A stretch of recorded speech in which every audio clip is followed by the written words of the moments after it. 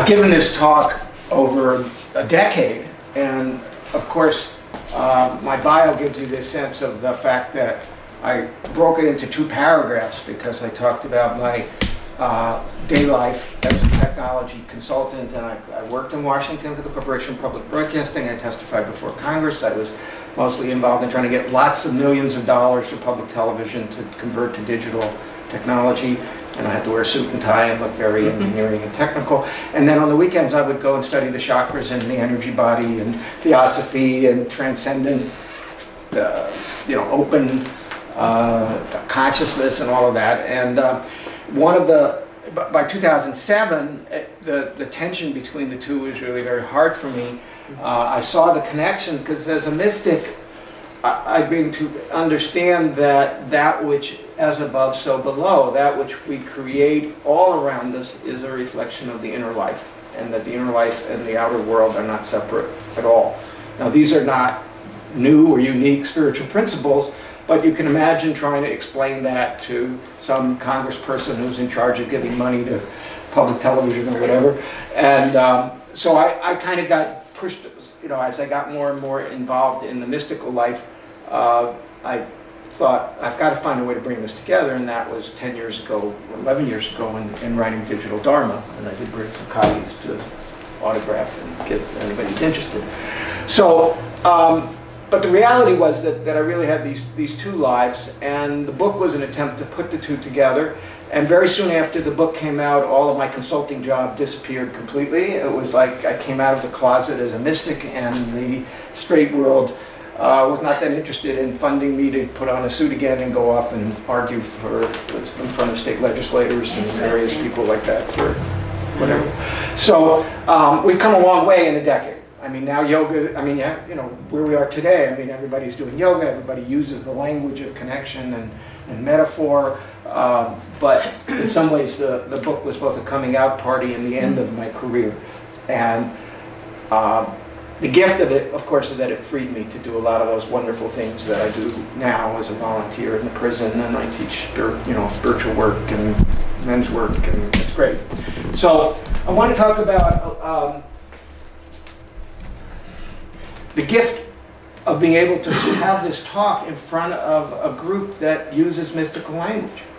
Because I think it's much easier for me to build the case, as I did earlier, that from a spiritual eye, we can look at everything, including the evolution of technology, as a reflection of the evolution of consciousness.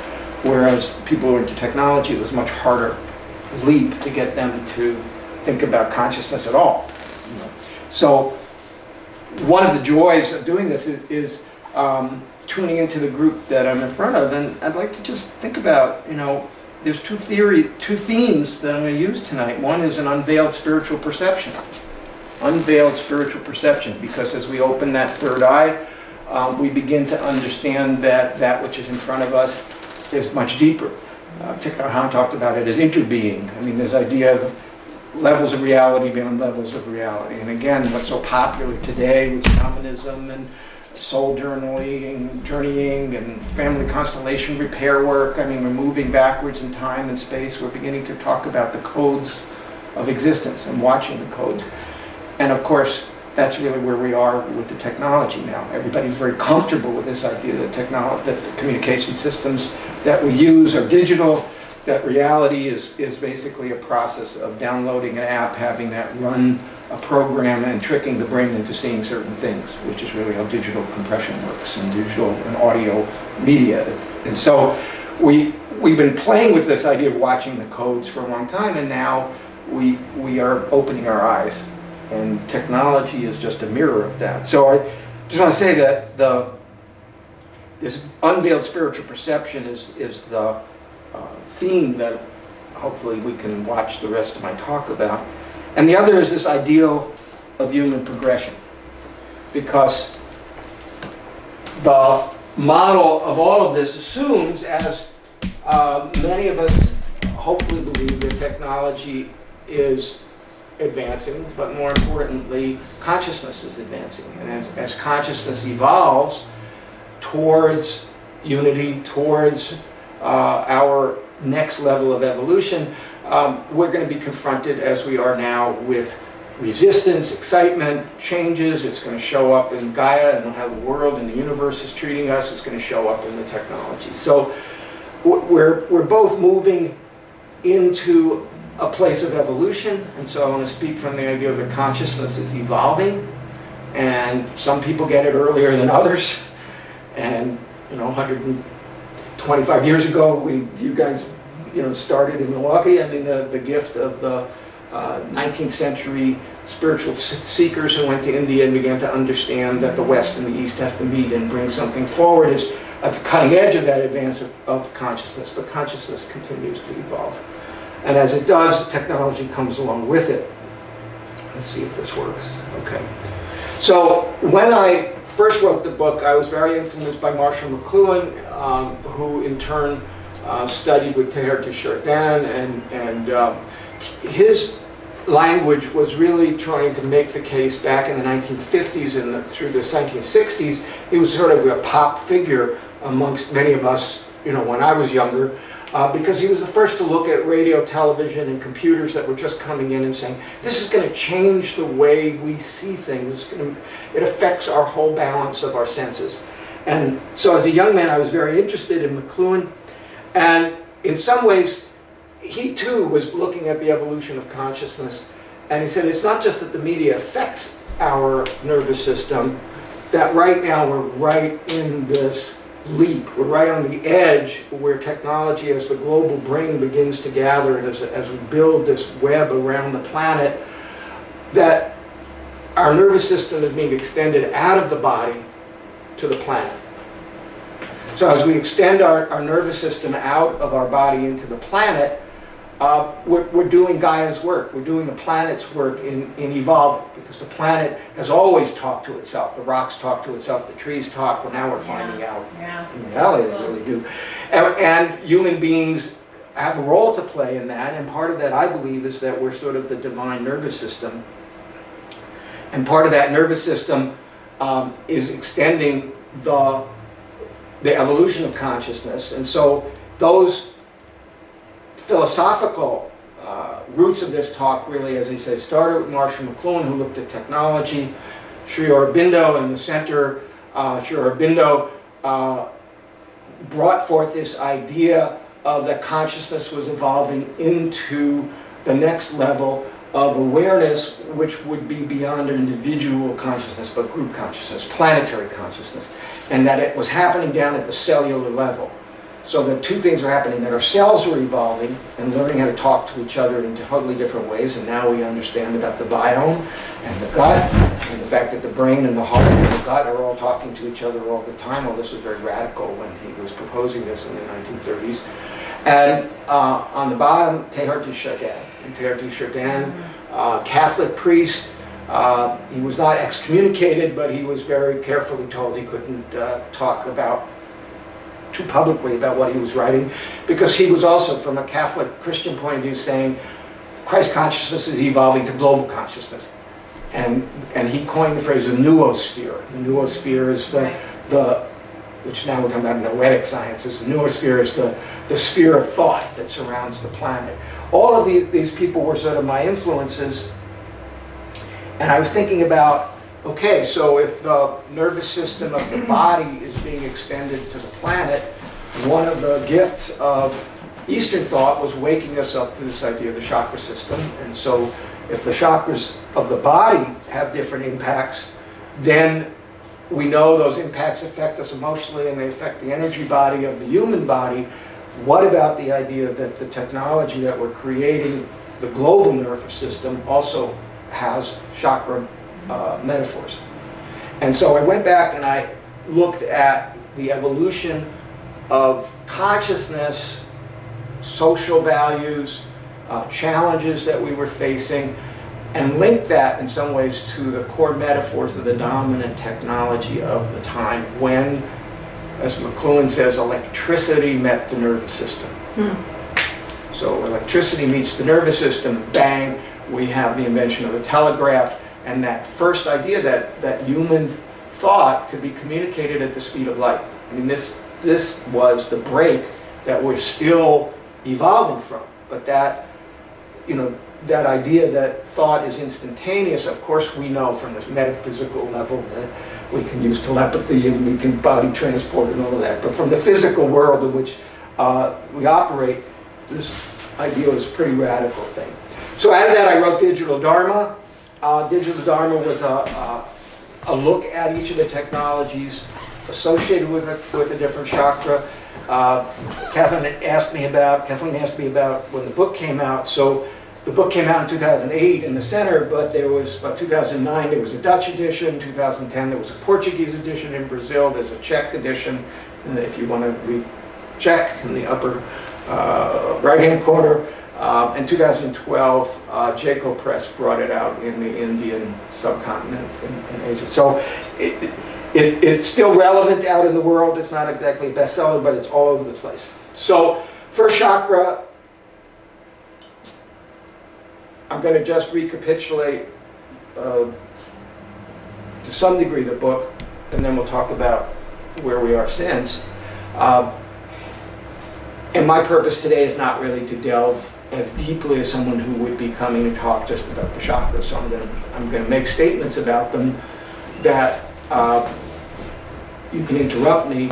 It's a small enough group, so say, where did you get that from, or whatever. But my intention here is to basically build, as I was doing in the book, the evolution of consciousness up to what happened when we moved past the heart chakra. When we moved into, if we think of the lower chakras, these are chakras of personal selfhood.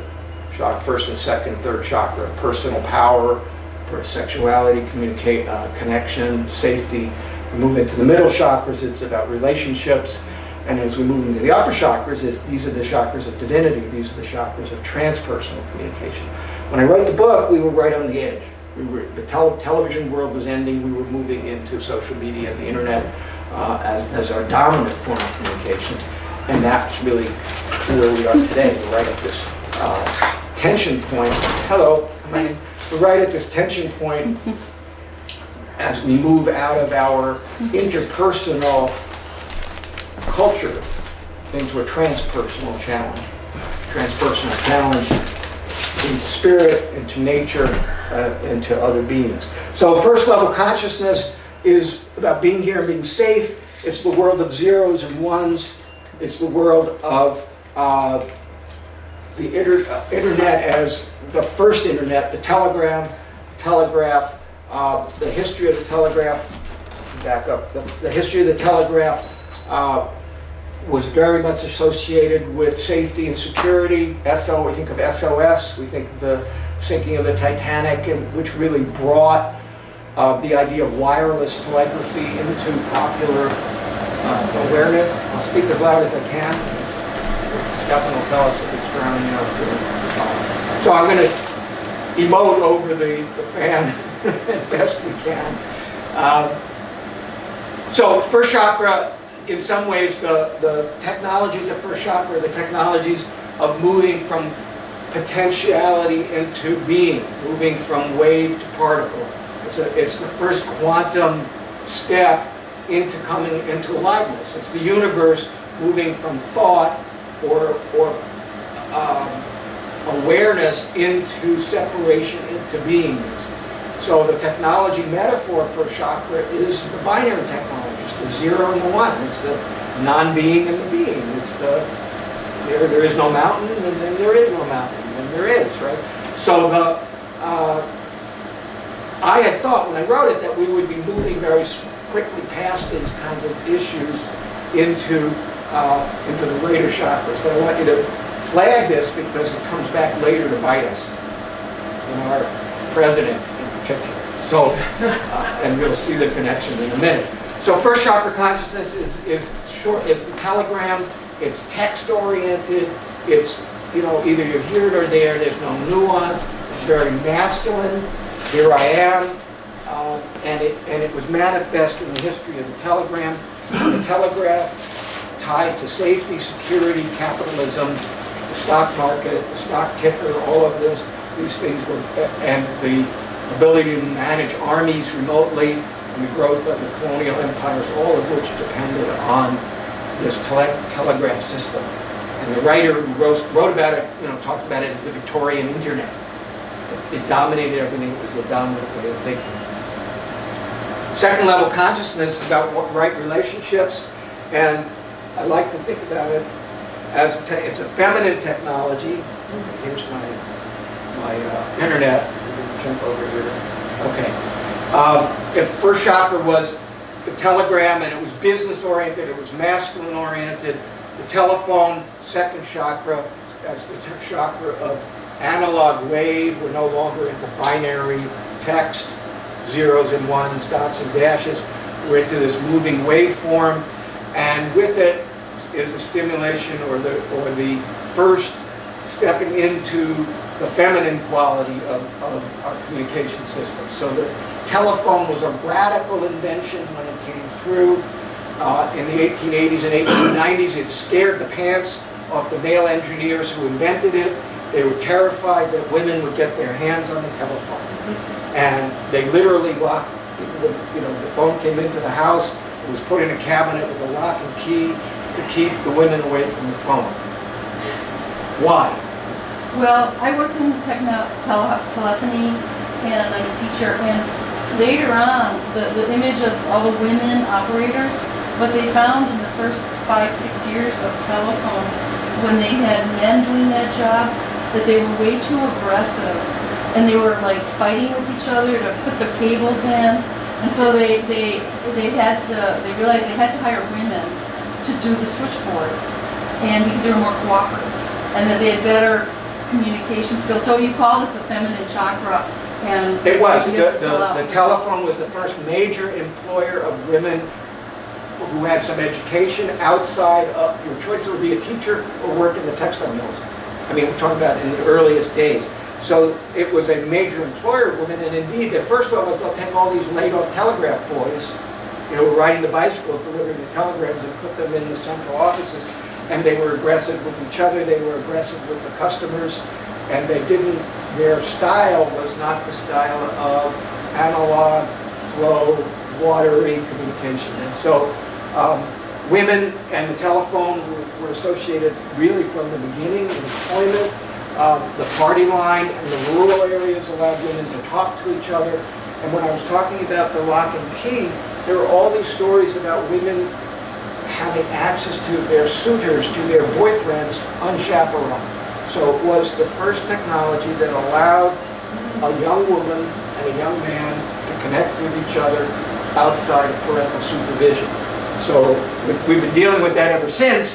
I mean, the automobile, in the back seat of the automobile, and we go down the list, and Facebook, and sending nude images over Twitter or whatever. But this was the first radical from the Victorian age that had busted the patriarchal control to some degree over the daughters and the wives who could work and could communicate with each other. So second chakra is a very, it seeks communication, and from the history of communications, it was this shift to a more feminine, speech-related, talking-related, as opposed to print-related way of communicating. Okay, third level consciousness is the chakra of the solar plexus, and again, you're up to chapter 3, so that's right. So chapter 3, the solar plexus, this is our power center. And so, again, thinking about the evolution of these technologies as an arc that go back and forth. So we had the masculine of the first chakra in the telegram, we had the feminine of the telephone, and then we're back to a masculine power center, third chakra, which is the chakra of radio. And the concept of radio is I speak and you listen. And whereas a telephone is a two-way, intimate rise and fall, whether it's podcasting, whether it's somebody on top of a hill with a microphone, or whether it was access to the radio stations, the format of radio itself meant that the government, because they were limited on the frequencies available, the government began to have to decide who gets to speak in the common, who gets access to the public sphere. In America, it was if you have money. In England, it went to the post office and the BBC. It was a government-regulated monopoly, which is the alternative version of this. But in any case, access to the first shock power and then promoting that over the radio format really took us right through the 1930s and 40s, through the war. We had Roosevelt giving the fireside chat. We had Hitler, Mussolini, Stalin. These were all masters of radio communication. And it was very much the boss speaks and you listen. And radio is still inherently a very dangerous medium because it evokes images in people's minds that drive them into their emotional reaction around power. So right-wing talk radio of conspiracies that we had in the 80s, 90s, and the aughts, this is not new phenomenon. And this radio was the only time the medium that was brought before the World Court in the Human Rights Tribunal because radio was the technology used when the Hutus and the Tutsis were at war, and radio was responsible for the death of almost 500,000 people in that country because radio was used by government to stimulate race war. And so it's a very powerful medium, and we need to be conscious of it. Fourth chakra, that's the heart center, compassion, love on its positive side. A heart chakra that's broken and empty is a heart chakra of an addict, because the heart chakra, if it's stimulated, it wants to connect, and if the person is not connected to the ground or to spirit, that heart chakra looks for relationship to fill it up, whether it's a sexual addiction, whether it's money, whether it's gambling, whether it's drugs. I like mystically thinking of it as an illness of the heart center. That it's this hunger to be connected and filled. If radio was the medium in the 30s, 40s, and early 50s, by the 60s and 70s, television took off. Television is a visual medium, but when television first was developed, think about those little black and white sets. I worked in television in the early days, and one of the things that we knew is that because people might be looking at this not on, an HD widescreen media room, but over, a little black and white set, 13-inch, 17-inch set, we couldn't portray a lot of visual information. So the production value of television would always go for the close-up. It was a medium of the face in its early days. So you might have the cowboys running across, the desert with the mountains behind them, but as soon as dialogue started, bang, we were into close-up mode. And that was, again, because the technology understood that we are pre-wired. Most of our neurons in the brain is around facial recognition. The child, in its earliest infancy, can recognize their mother, can recognize humans from stuffed animals or whatever. We have massive amounts of data collection around faces. And we're only learning now, of course, the subtleties that scientists and others have studied, where they can find one tiny little twitch in a muscle and say that person's lying or that person this or that, because our faces are the main communication. So the experience of television in the 60s and 70s was that it brought into the living room the face of the other. Think about that.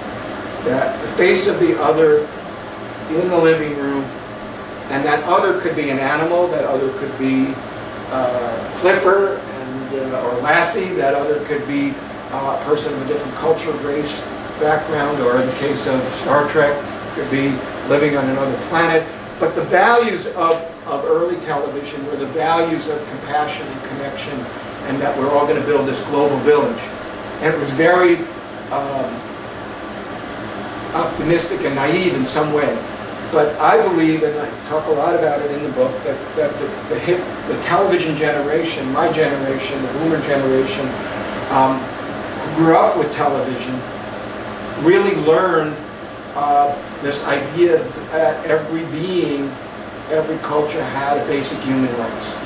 And so television was the medium of the civil rights movement. These are shots of the fire hoses in Selma and during the civil rights protests. Television, I believe that television is partially responsible for the women's liberation movement, the gay rights movement, the animal rights movement, the LGBT movement, all of the movements that associate this idea that the other is not that different from me. That was the vision of television, and one would think that it would just evolve lovingly from there. Of course, it didn't happen that way. That's back to the Dharma Revisited. But if we think about if we move out of the heart center up into these upper chakras, that's really what I was beginning to talk about, the transpersonal chakras. The chakras and the technologies that reflect those chakras. Because the technology, I like to think of the technology as a clouded mirror. It's not that the technology makes it happen, that we project out of our chakras into these technologies. Technologies amplify them and send them back to us, often distorted, unfortunately. But if we begin to think about how these technologies are both built, organized, used, we can begin to think about what the core psychological, spiritual evolution challenge that we're facing. So fifth chakra is the chakra of communication, of the throat, and it's really through us into the challenge of true speaking and true listening. So it's a technology that was built on packet switching, as opposed to connecting person A, person B, the way the phone system did with a wire. We build this network, we work with communications, we send the signals out all over the universe, and they're put back together. And the idea of packet switching, of course, was that you could blow up the central office and the signal would still get through because it was sent 10 different ways and recollected. The shadow of that was that the internet was built on what was the DARPANet, and the DARPANet in turn was built on a military technology that was designed to launch a nuclear attack on Russia after they blew up New York, Washington, Chicago, Milwaukee, every major city in America, and there would be no switching points because all the central offices would be gone. So the way that in that time, the money that funded the internet was funded to find a way to send signals when there was no center. So while it may be a shadow, in a sense that we have to own the roots of it, the conceptual idea that we are no longer that we are now thinking about the web and the network as opposed to a hierarchical control point is the radical shift that the 21st century is now struggling with. So the internet started with a technology that from its conception had the roots of this idea that the web is more important than the individual nodes on the web. And that's kind of where we're struggling with today. How does that work? So the fifth chakra, metaphor of truth and of a divided, diverse, flattened hierarchy of communication is when we think about the internet in its ideal form. Everybody has a voice, everybody's connected. The protesters in Hong Kong, the citizens in Tiananmen Square, anybody can create a YouTube video showing police brutality. All of the Black Lives Matter, Me Too movements, all of these things have been based on the fact that, as opposed to the days of radio, the government can't control the voice of the individual. Of course, that was designed by university people who were very naive and thought if we give everybody a right to speak, only the truth would come out, as opposed to knowing something about human nature, that if we give everybody the right to speak, the most horrendous lies are much more likely to gain traction. And all the data has shown that people will remember more the most outlandish, negative stories than the positive ones. So we created this universe and we said everybody's connected, and by the way, the other is no longer just in your living room on the screen, the other is next door, and the other is sitting poking you with the elbow. And what do you think the reaction for most people is going to be if all of a sudden they're thrown into this pot with everybody different than them? Some people hopefully those sitting in this room have an understanding that our differences are just Maya, our differences are just the divine, just trying little sparks of variation, but that we're all one. But for people who are in separation and ego, being thrown into this space is going to cause incredible ego panic. And out of that ego panic, we're going to see a defense system that's based on negating that fifth chakra energy. So one of it is, I'm going to build a wall. And on technology, we'll call it a firewall. In politics, we'll call it a border wall. So we'll keep the other out. And we're going to keep the other out because just like viruses on the internet, the other is dirty. The other, I mean, there's been studies about the language our president uses. The other is an infection, invasion, contagion. You know, all of the language of overexposure and viruses that we worry about on the internet is the language that's being used right now against immigrants, migrants, poor people. And it's not a surprise, because again, we've created a technology that yanked the fifth chakra into overdrive. And with it comes both the gift of communication and the panic of communication. And the panic of communication is everybody will see me, and they'll see all my bad stuff. So everybody's terrified about privacy. Everybody will see things they shouldn't see. Control. On the other hand, everybody will see things they couldn't see. Great, now I can find out all the bad things that people have been doing and been hiding.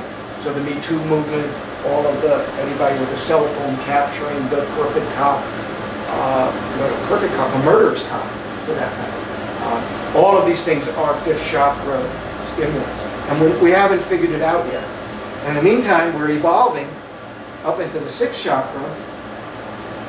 And the sixth chakra, and here we're into a shift from my book, because when I was writing this, I was really writing it when the internet was replacing television, and I could think, well, what would that sixth chakra be in media technology?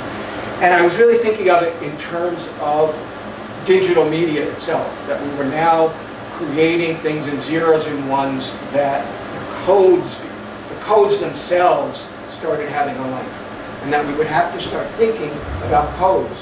And those codes would be anything from DNA to the codes of reality, the movies, things like The Matrix and DNA, and crime, solving crimes by finding fragments of DNA and all of that. Our fascination with this idea that reality was a bunch of codes is not that different from the spiritual gift of mindfulness meditation.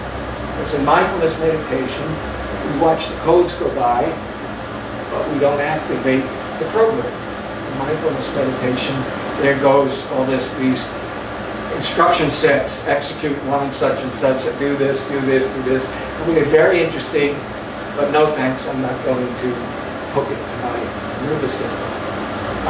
Today, I just finished Michael Pollan's book on psychedelics and the return of psychedelic research from the Timothy Leary days to what's happening now in the universities. And tremendous understanding about neural networks in the brain that these mystical experiences and drug experiences have in common, that they take us out of our habitual coding patterns that we use to think about the ego and reality, and all of a sudden the gates of perception, as Aldous Huxley wrote, are open. The valve is cranked up, and we can take in more data. And that's really what I believe is happening in this sixth chakra technologies, is that we have this massive amount of information, and we begin to understand that we have some control over the truth of that, over the reality of that. Now, again, speaking in this audience, and the places I love to talk about, when we say it's all a dream, when we say reality is Maya, when we say there's a higher consciousness and that which appears to be so solid is really just a thought form of quantum energy, we naively, I think, understand this language that says the brain is creating a reality, it is not a hard reality. But if you throw that into a world where people are terrified of unity, they're going to start talking about there's no truth, fake news. Okay? So the crisis of fake news, that people who don't like what you're saying, instead of arguing with you about the facts, just say, well, that's your facts, and these are my facts. Or if I really don't like you, I'll just come up with a conspiracy of fake news, is in some ways looking at the shadow side of this push into the sixth chakra. Because on one level, everything is fake news. I mean, from a spiritual perspective, Blavatsky and company would say, you know, this is, we want to move to that place where we can see the truth, and the truth is that we're all light, we're all connected, and societies and cultures are built on separation and falsehood. And but I'm saying that the understanding the shadow side of that, we can begin to see that as the internet opened us to connecting with people we don't want to connect with, and gave us the opportunity to transcend separateness. Digital media and the internet gave us this opportunity to understand that we can step into a more mindful relationship with information, choosing what to process, understanding we're all part of a conceptual agreement, mass consciousness, thinking about ways we can change it for the better, listening to the language, the codes of Gaia herself. I have some video clips in a minute I'll share with you. That everything I mean, Hazrat Inayat Khan talked about, you know, everything sings its song of aliveness. Every being speaks. Every cell in our body has its own song. Every rock has a story. You know, this is mystical understanding about consciousness is everywhere. So that's the positive side. The flip side is everything speaks and it's all lies. Particularly when I'm afraid of you. And again, I think I know we're a non-profit and 501c3, so I'm not campaigning for anybody, but I think we can see in certain aspects of today's politics the shadow aspects of a lot of these chakras. And if we understand where these language is coming from, the language of infection, invasion, and walls, the language of false news and facts not being real, all of these are shadow aspects of this push into the upper chakras and the technologies that manifest. Seventh level consciousness. Unity awareness, co-creation, or seven chakras are connection to the divine. That's where we can rise and fall and be part of great oneness, be part of the universe. And I was writing this and well, what would the technology be? I mean, the internet was just taking off. Sixth chakra, I was thinking of high definition television and digital compression, and I didn't really get the full level of codes. And seventh level at the time, I was thinking about this idea that something called grid computing was coming in. And grid computing says any one computer processor is too small to take on some really big processes. So out of a philosophy of sharing, we will create whole new applications that basically say, I don't have the answer, but we can pool all our computing resources and together work together. And that is what grid computing was being first used for the SETI project, which you could log on, and at night when you didn't turn your computer off, they would send scans from space and be scanning the atmosphere for signals from outer space. I thought that was very appropriate that one of the first grid sharing things was to say we're not alone, right? We're not alone. So a lot of the initial seven chakra idea was that the technologies can now begin to create something that's bigger than the sum of its parts. And of course, what we're seeing today is a move into artificial intelligence, into bots and apps that have some form of consciousness based on what we're putting into them, what we're sharing. It could be as trivial as Waze, which helps you travel based on people sharing who's on the road and where there's police and where there's traffic, and it's all pulled together and you can get there. But social media, this idea that we can now, on the 7th level, begin to see things that we couldn't see before. That our field of consciousness was too low to really understand and step back and take the big picture. So 7th level communications is not just about information flowing back and forth, but it's this idea that we're co-creating new ways of seeing based on what we share. And that's a radical leap. And that has 3 kind of parts to it. One is that our hearing is expanded. We've now, because of the technology and the way of changing frequencies and moving things around, can begin to listen in ways that we never listened before. We can see things that we never saw before. We can understand that we're networked together, and from this we can begin to evolve towards what, again, Chardin called the noosphere, what Sri Aurobindo was talking about, a global brain, this idea that we are in consort with spirit above and Gaia below, creating a new organism, and that the networks that we're building are the nervous system of that new organism. So that was the kind of linear approach, and this is the steps. This is the book in a nutshell. Take the slide home, but buy the book if you want. But each of these technologies corresponds to a chakra. The chakras in turn are part of the body. The chakras have a technology correlation, and that each of those technologies have a particular crisis that they're dealing with. Then what happened? What happened was the book came out in 2008. The iPhone came out in 2008. Smartphone. Smartphone says, I've got a telegraph system right here in my pocket called text messaging. I have a telephone. No one uses it anymore, but I have a podcasting audio system. I have a video communication system. I have the internet. I have cooperative networking and social media. I have apps that I can take codes and create.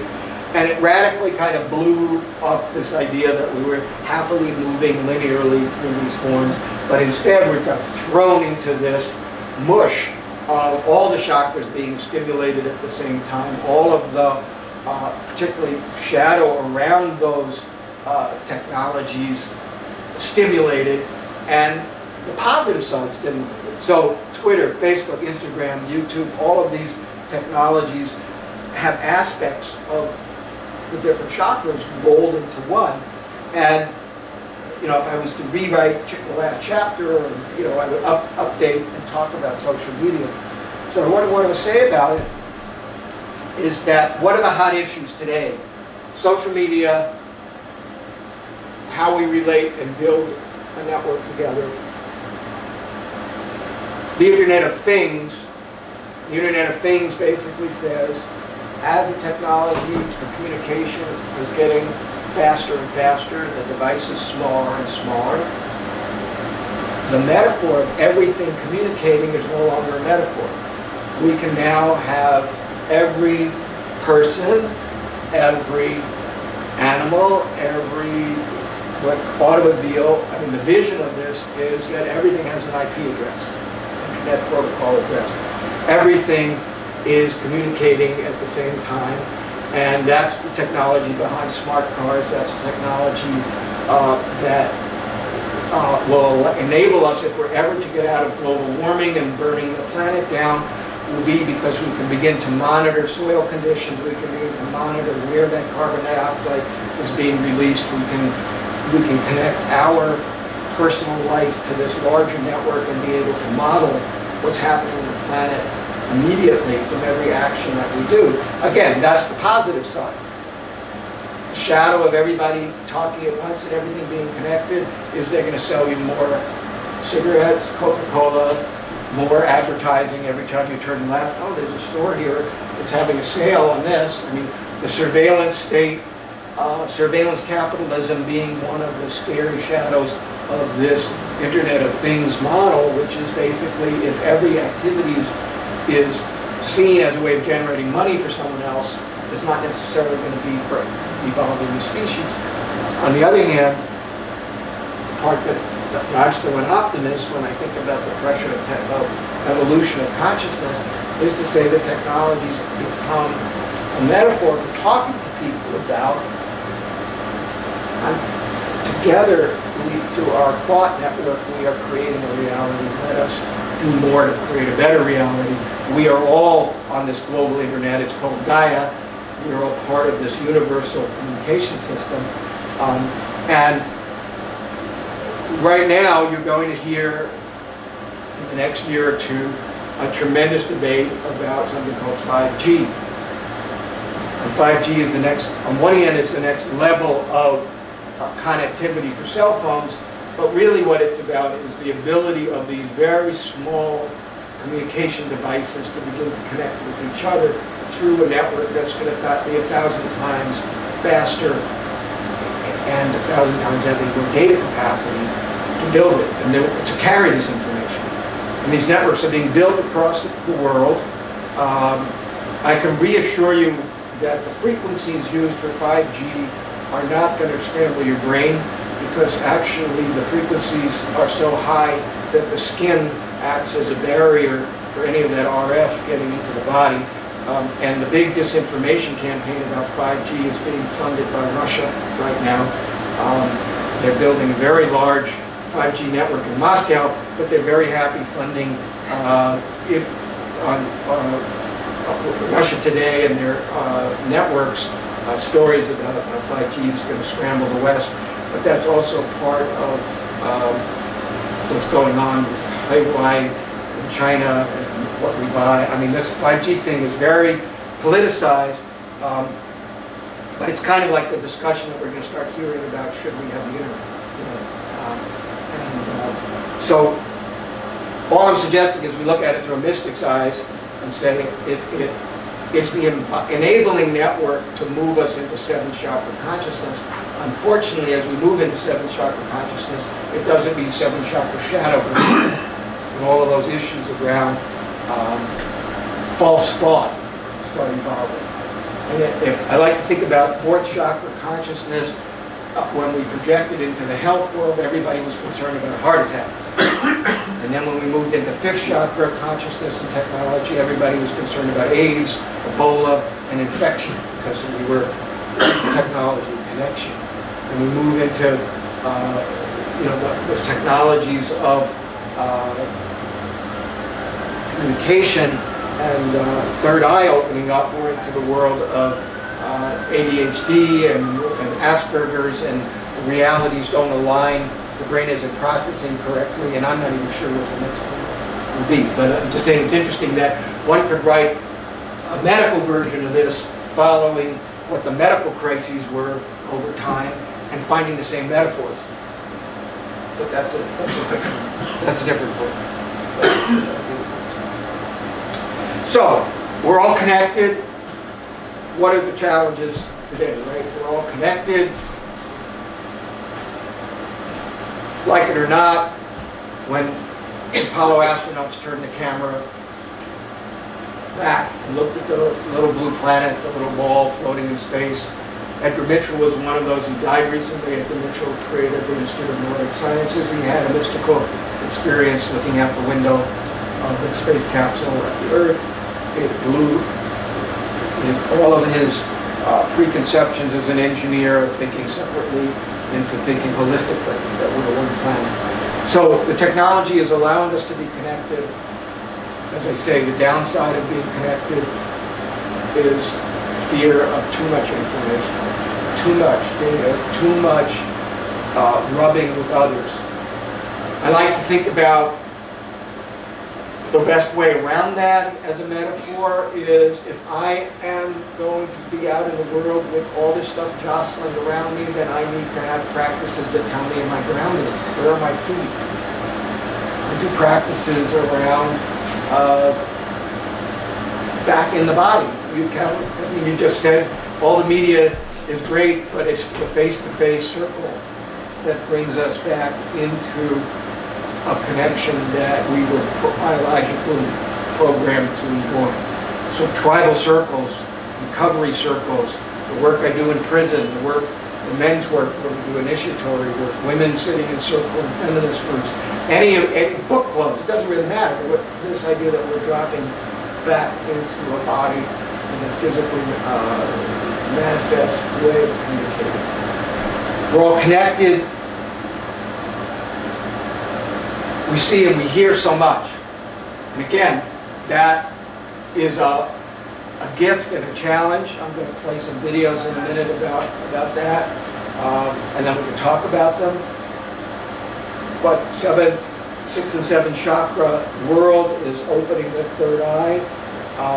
We see it here much. Well, on a mystical level, it's been amazing what in the last 20 years, I mean, the core philosophy of Theosophy and unity consciousness and the idea that there are guides, spirit guides, angels, helpers, animal spirits, shaman connections, plants are talking to us, the earth, Gaia is talking to us. This is all in some ways coming into popular awareness and consciousness because, again, I think it's not the technology is making it happen, but the technology is a feedback loop. Oh, wow, gee, if plants could talk to each other, maybe there are other people wanting to talk to us. If someone's doing family constellation healing and they're going out and healing the trauma of great-grandfather and it's affecting them today, that means the universe isn't as linear and narrow as I thought. There's time and space are changing.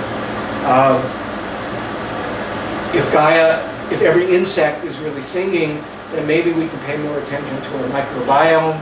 We're going to have different medical models. We have different ways of understanding that this is one big communicating chorus, that consciousness in its hunger to know itself, just like a baby going through levels of evolution, the human race is going through levels of evolution to get to that point where we are co-creating with consciousness this world of love and spirit and unity. And that ability to network with each other, to create things together, we can't do it alone. And the only way we can be able to do that is through divine connection, through connection with each other, and I believe also through Gaia connection, through drawing upon Mother Earth, the feminine principle of the planet, to heal us and listen. And that they've been trying to talk to us for millennia. Certain shamans and others got it, but most of our culture was sort of split off from the natural world. We kind of lost it. So I'm going to show you some videos. And all of that is saying that we're evolving to this unity consciousness. That's the optimist's view. We can blow ourselves up, we can poison the planet, we can fry ourselves pretty quickly. I mean, I believe that the next decade is really going to tell. The technology is not going to solve the problem. The problem is about love and the heart and unity and practices that our Theosophical teachers gave us 100 years ago or more. But that we have to begin to think of it that way.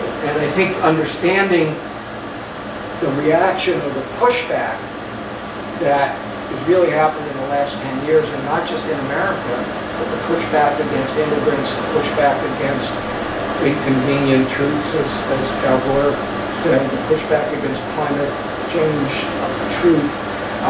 All of these things are kind of the last gasp of the separate ego that's not quite ready to let go. I pray that our technology of communication, particularly with the younger generation and generations to come, that will embody this kind of understanding, won't be as threatened as the people who have power now and who are manipulating things. So, before I started this book, and before Abraham Marshall McLuhan was writing, after McLuhan, but before the book, it took me about 10 years to write the book, and the thing that really got me going was Harold Reingold. Wrote about technology. I'm not going to sit here and read the whole text to you, but the key thing what he was saying is that technology is not something that's out there outside of us. Technology is created by human consciousness. Technology is part of the matrix that we live in. And I just took a slice of one piece of that. And as I say, you can look at almost anything as a metaphor: a walk in the garden, a bicycle ride. Every moment is a moment of understanding. Digital Dharma was an attempt to look at that. If you're interested, you can, I brought some books. You can tell people they can find it on Amazon, and also Quest Books, which is the Theosophical Publishing House. I have a blog called Teleconsciousness. It's on Facebook. Or you can look up Digital Dharma and my name. You'll get there. And I try to write something every couple of weeks usually on something that's happening in technology from a mystical point of view. So that's that. And then I promised to show you a couple little videos, and maybe you can turn if you're willing to turn that fan off just for a second.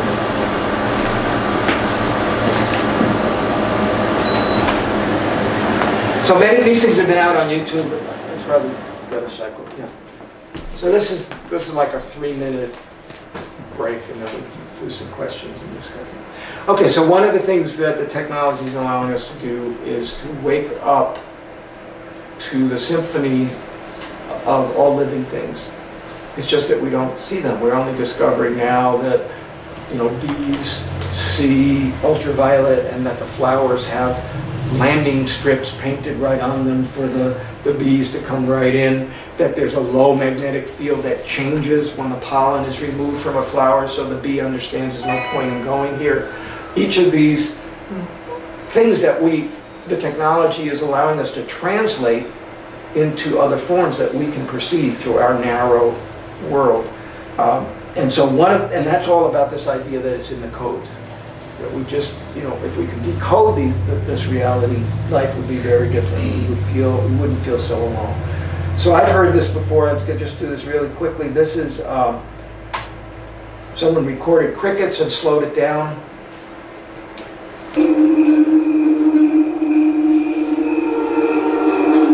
So that's not a human chorus singing along. This is the actual.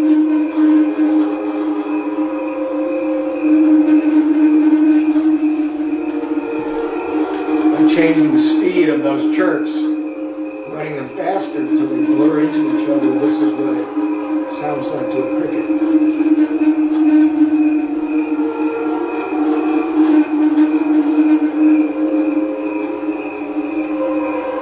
So you're hearing the chirp chirp on one side, but when we so slow down enough. There's no voices, nothing else is added. And that's just on the hearing side.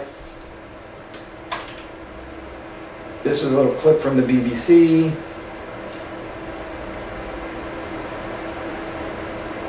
Trees don't look like solitary individuals, but the ground beneath our feet tells a different story. Trees are secretly talking, trading, and waging war on one another. They do this using a network of fungi that grow around and inside their roots. The fungi provide the tree nutrients, and in return they receive sugars. But scientists have found this connection runs far deeper than biology. By plugging into a fungal network, trees can share resources with each other. The system has been named the Wood Wide Web.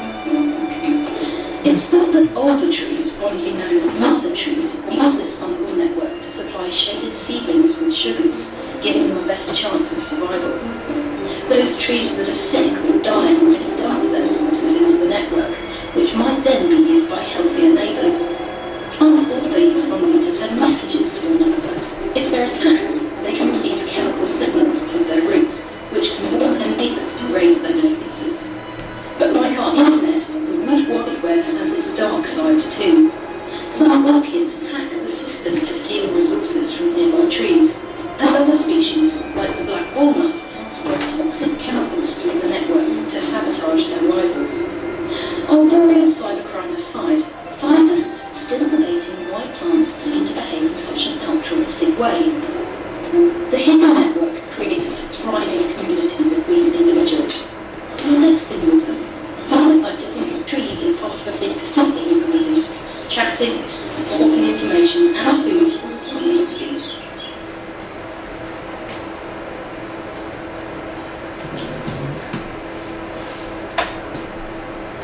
use the subtitles. Sorry about the audio, but I think you get it. And then the last piece, so, you know, we're waking up to this integration. This is, again. So I've always imagined what would it be like? Can I put a time-lapse camera in space in order to film the Earth? Well, thanks to breakthrough technology and using data, we can simulate that image, the movement of humanity on Earth. Every blue dot you see is a plane taking off, and using data, we can create an image that's invisible and above us constantly, the vast network of air traffic over America.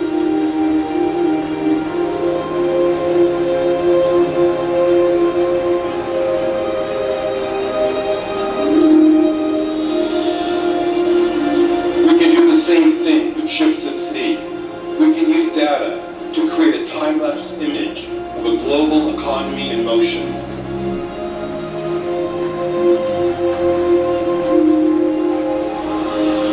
And decades of data can show us the currents in the ocean, clouds in the atmosphere,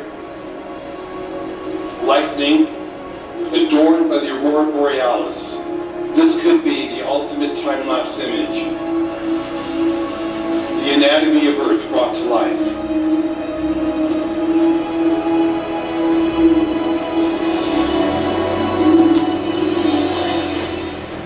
Thank you. Okay. So,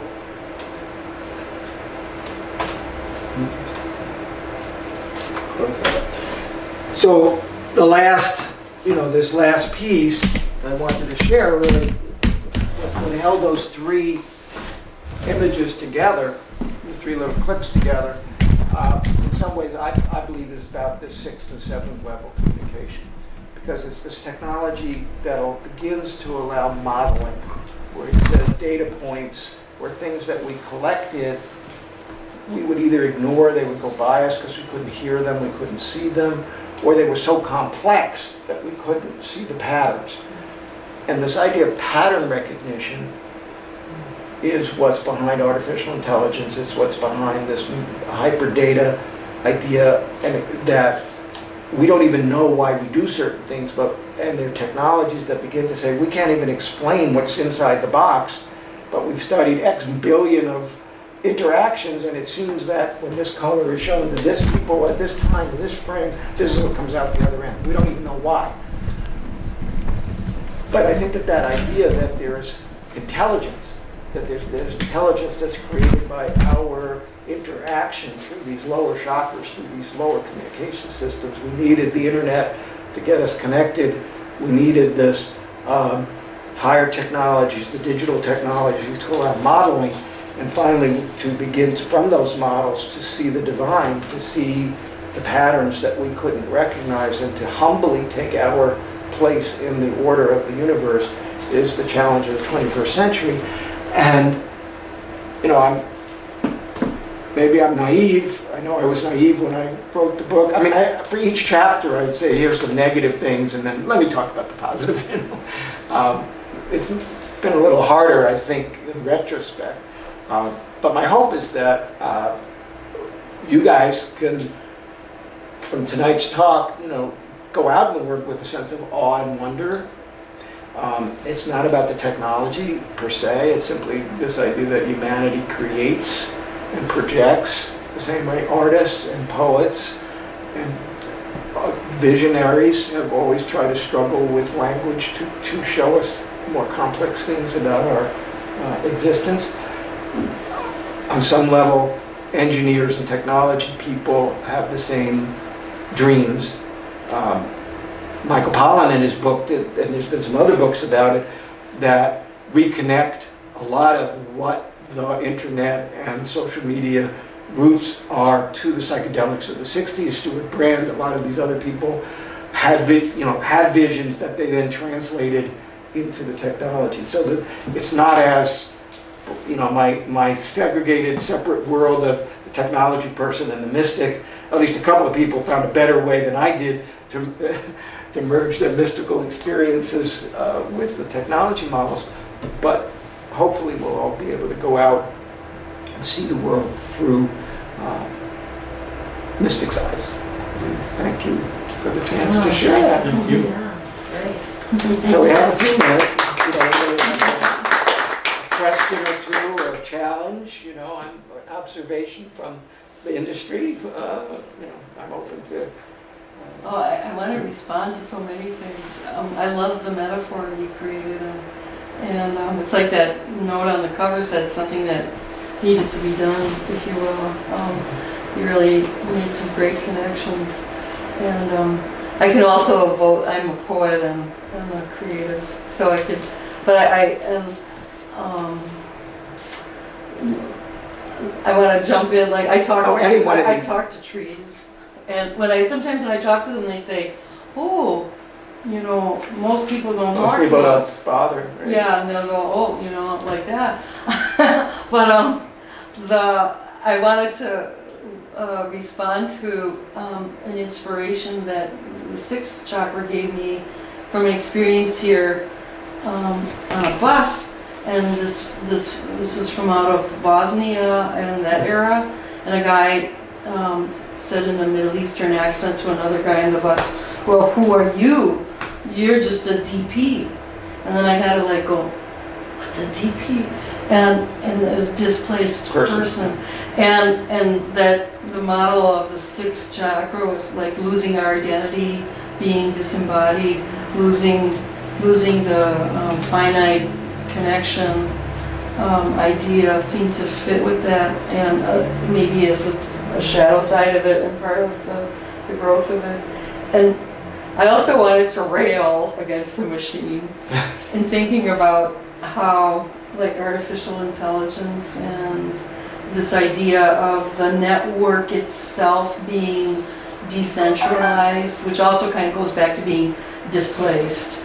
This decentralization of the nodes being independently functioning, and to me, and I read this great piece on artificial intelligence computing, and I was so mad because it was like, there's nothing here. All it is more RAM and more processors. So it's like, okay, yeah, and that's this decentralized computing in order to create the idea of artificial intelligence. But the thing that most struck me was, all along, we've always had this connection to spirit. And the Aboriginals, the dream time, and this great awareness of that we are fully connected, and that we've been losing it, and that the idea of technology somehow, everything being neuralized, somehow giving us all that knowledge back, giving us what the trees are thinking, and giving us what the soil is saying, but putting it in a context of the material. Right. Well, that's device.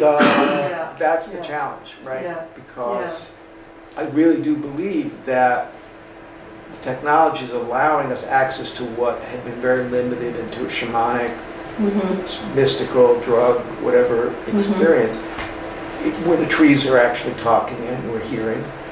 The cells, we're learning about heart math, and then our heart. But sometimes you shouldn't have been hearing because you weren't qualified. Right. No. So that's the dilemma.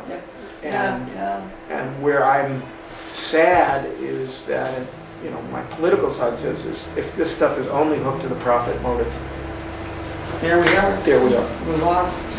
We're lost. So but I think that's the opportunity of mystics to keep reminding everybody that if the technology is blown up, there are other paths. Yeah, there are always. The technology is a mirror to what the soul is looking for. It's not the answer to what the soul is looking for.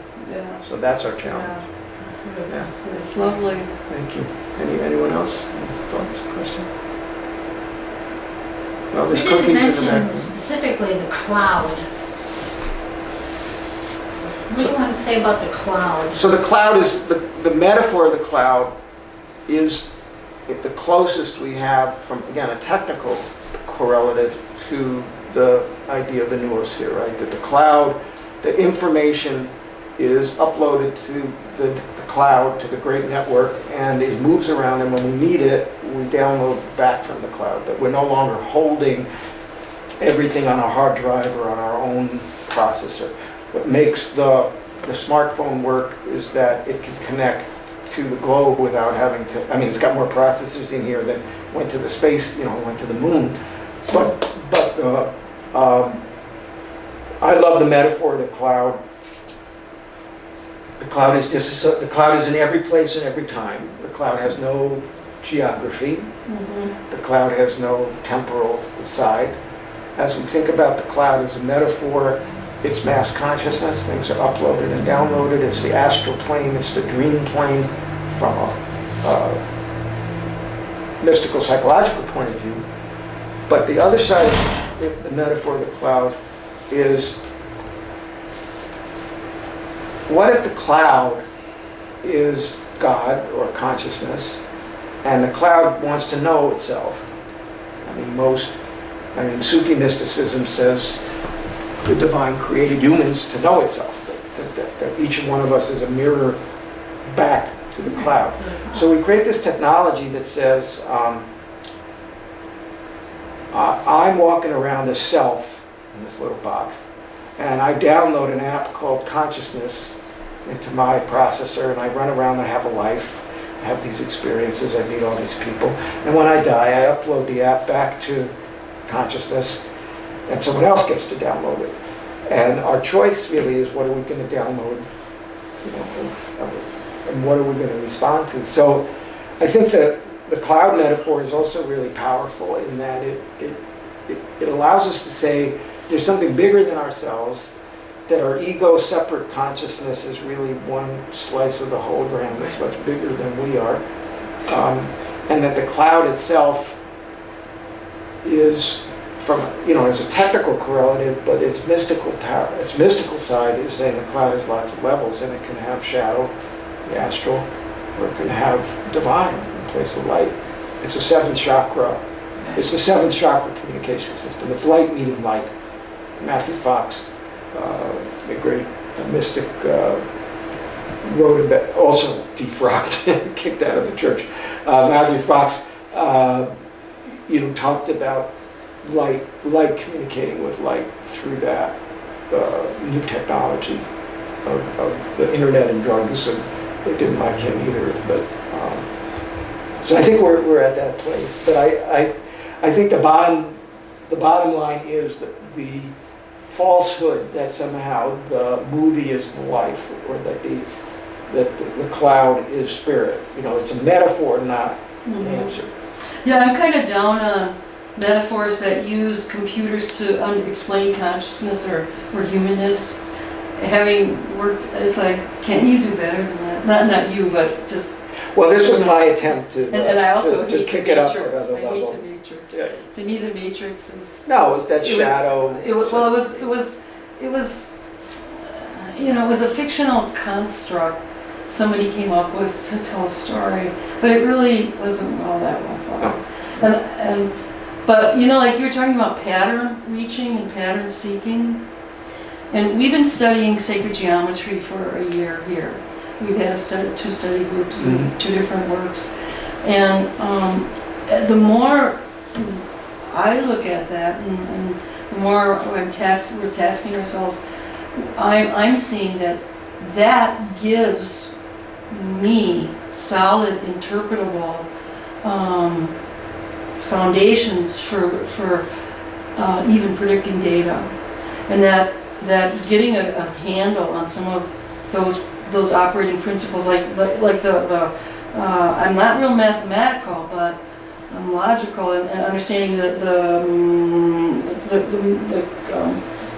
thing that generates a spiral, and whatever the formula is to it, but the process, the doubling and the fractals.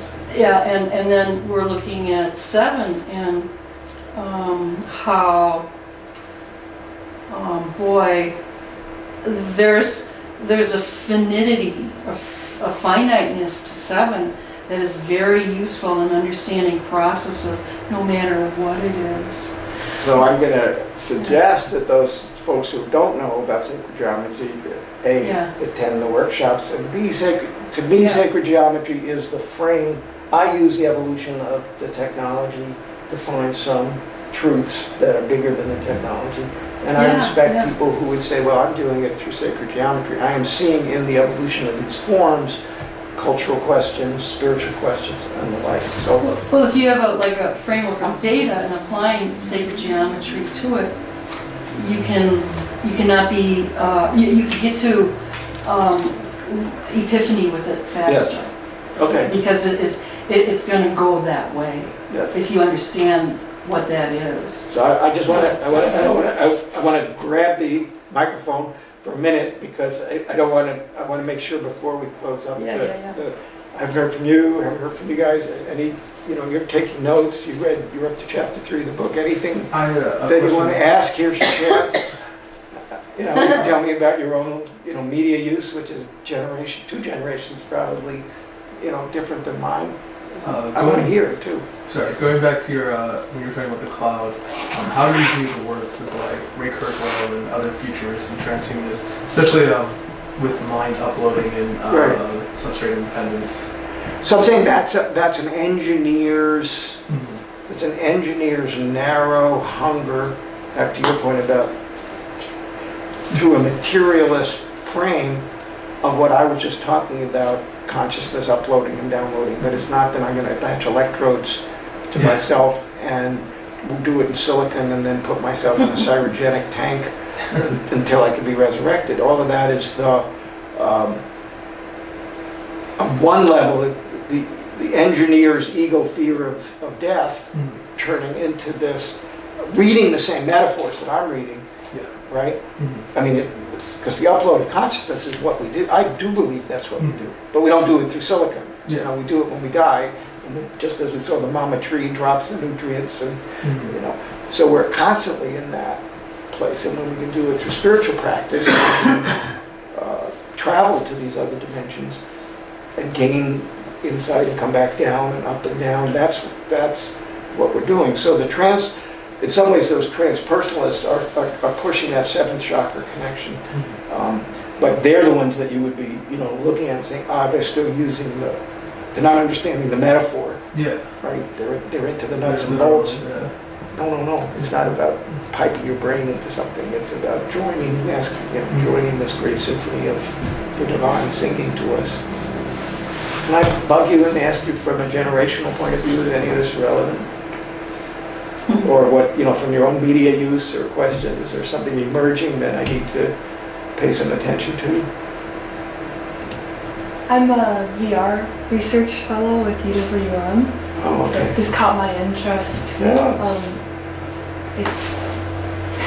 It keeps leading me into like perception because we're creating a virtual reality, so you have to study like what is reality, how do you create one, and then that's led me to studying senses, and then senses ultimately lead to the consciousness. So I've just been like fascinated, especially in the last month. I've been like digesting a lot of. There's a lot. Yeah. In the chapter, I'm pushing the book, but in the chapter on digital perception, which I think was the 6th chapter, do a lot with discrete cosine transformation and how the eye, how our visual perception is like at 0.1% of the real data, that it's all just cues to the brain to create a reality that the VR people will be using. And so you're right up there. You're much more of an expert than I am, but all the latest neuroscience around perception is very clear that we're a habit machine, and that the reality, the vision that we see and experience and everything else is the brain taking 1% of the actual data and saying, oh yeah, I can create a model of what that must look like, because it's much more efficient for the chemistry of the brain.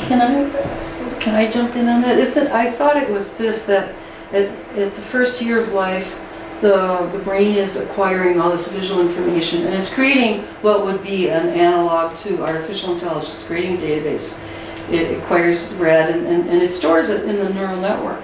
Then, when we see in a milliseconds, we trace the network, and if we're looking at red, we go to the red, we get the red. If we're looking at shape, form, distance, Right. we assemble it, but it's really, like you said, a habit form, but we're remembering, if you will.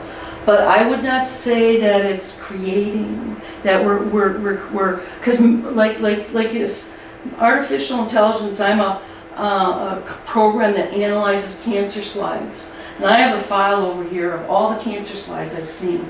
So I run through, oh, there's a match. Now I report back. And that's what I thought vision was like. We build this database in the first year of life. And we also create a sound database. And then when we encounter that input, we run it through the neural network, treat, branch. It's like that, it's like that, it's like that, it's like that, it's like that. We're very like metaphor theory. I'm sure you probably encountered some of that. But that it's not so much a creation as it is Well, that's what I call that a habit. retrieval. It's a That's what retrieval, I'm saying. yeah. But It's it's a habitual. retrieval of a match. Well, or a So- match, even if the match doesn't quite Right. align, we will. And But again, you've got a Yeah. VR person here who has to Yeah. use those neurological phenomena to allow the Yeah. kind of digital compression and things that have to happen to trick those I'm false- wondering, what those is, false well, what does sensations. VR say? So you about have to it? come What and give a is- talk. Does You VR, got to get does, on next Yeah. year's agenda. yeah, and- does and VR talk about say VR that and- sight is looking for a match in a neural network? Right now, they're just replicating what's on the screens. There isn't that like nuance. Because I've studied But I think that's good. cognitive No, you're close to it. science But quite a bit. I think that's what I'm saying. Yeah, But the Yeah. point about digital technology was that what allowed us to run a high definition MP3, MP4, MP2 file Yep. over the skinny network that we have Mm-hmm. was they had to go back, and that's what the Motion Picture Experts Group, MPEG, did, was to study perception in the brain and say, if I can only send 1% of the actual image and trick you into seeing this beautiful field, what do I have to send? Boundary information, color gradient information, motion vector.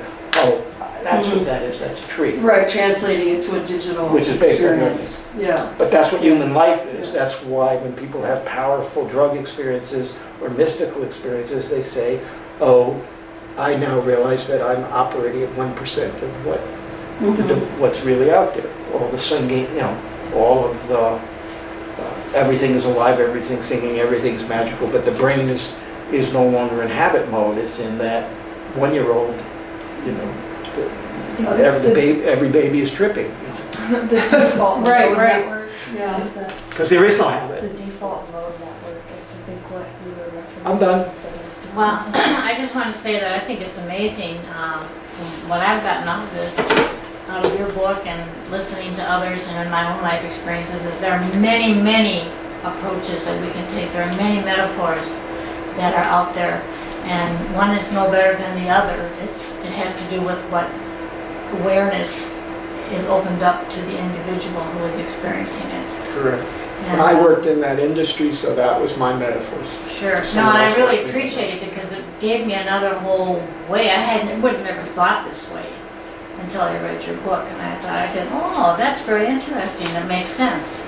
And but I also understand the math metaphor because when I was taking calculus just for fun as a counselor of high school girls, and I needed to do something that was totally opposite because the problems that they were going through and whatnot was like. And it really opened up a whole nother world to me, and actually I saw the connection that how I could use what I was learning in calculus in my counseling.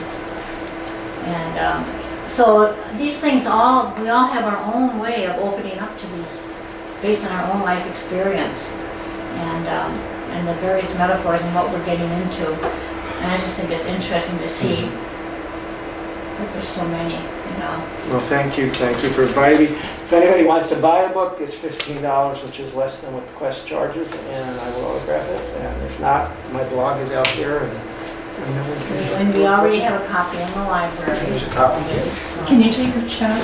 Yes. Oh. Checks are- And let's finish now with the other side of our card, which is antipassants, or hidden life.